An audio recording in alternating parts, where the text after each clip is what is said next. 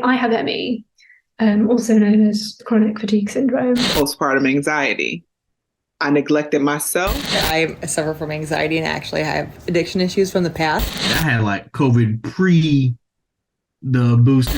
Something that was within that plant and within myself that was like, all right, we got to fight to survive, right?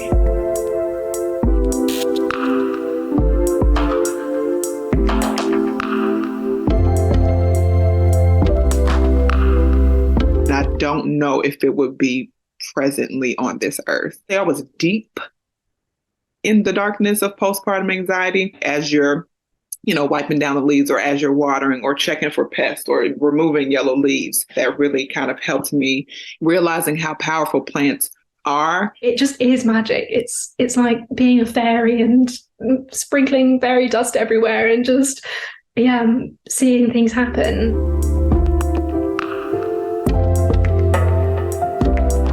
I'm staring at the garden right now and I just can't help but just smile at it. It's just so beautiful. I developed my disability and my illness, and I was like, I can't do much anymore. Being on my feet for any period of time can lead to me being stuck in bed for like a week. It just disconnects me from everything.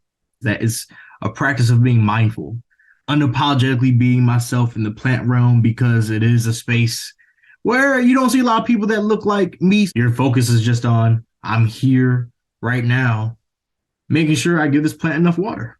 I loved being able to see a plant go from the seed or the sprout, and then a week later, it might be like 30 centimeters high. It was magical, it was soothing, and that would just remind me that life exists and life keeps going.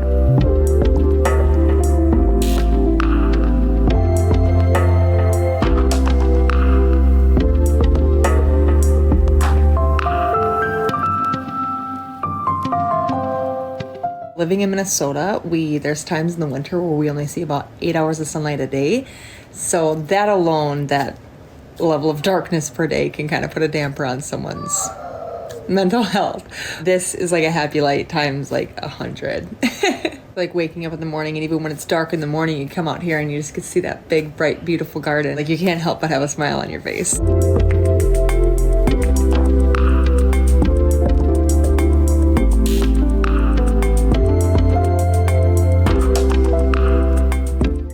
Like it can just bring that little bit of life where you don't feel like there is life around you anymore. It's the release of dopamines when you see a new leaf coming in, and because you took care of it, it grew. In a way, it kind of helps you take care of yourself. I was like, I'm going to buy this plant, this plant, this plant. I can do it. And it died immediately. And suddenly when you've got like 13 plants that you're like all have different watering schedules and all have different fertilizing schedules, and it can be very overwhelming, especially if you've already got other stuff going on, like a health condition. I'm not a very good plant mom. I'll get a succulent and I can't keep it alive.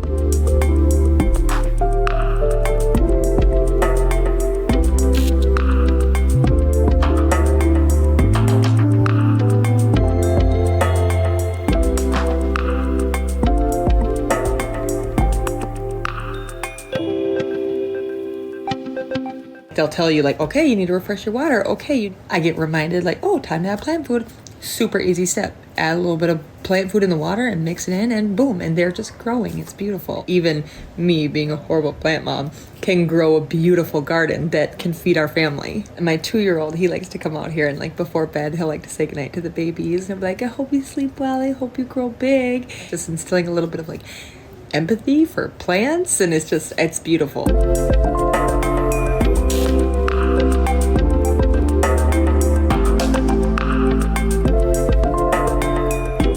There's just no green space like anywhere in the city. There was one time where I felt overwhelmed by the amount of plants that I had. The worst thing is that you see all of these people using their big hoes or shovels and they're digging in and they're jumping on it and getting all the soil up and they're throwing things behind them. It just doesn't have to be that way.